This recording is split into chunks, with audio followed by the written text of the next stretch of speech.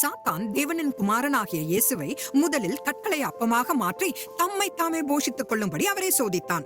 கிறிஸ்துவுக்குரிய 1000 வருட அரசாட்சியை அறிந்த அவன் அவர் சிலுவைக்கு செல்வதற்கு முன்பே அதை நிறைவேற்றும்படி உலக பேரரசை கொடுப்பதாக சோதித்தான். இறுதியாக கிருபையின் சுவிசேஷத்தை புறஜாதியாருக்கும் பரப்ப வேண்டிய நோக்கத்தை அறிந்து தேவனின் நேரத்திற்கு முன்பே தேவாலயத்தின் உச்சியிலிருந்து குதித்து புறஜாதியாரின் முற்றத்தில் வந்து விழும்படி இயேசுவை சோதித்தான்.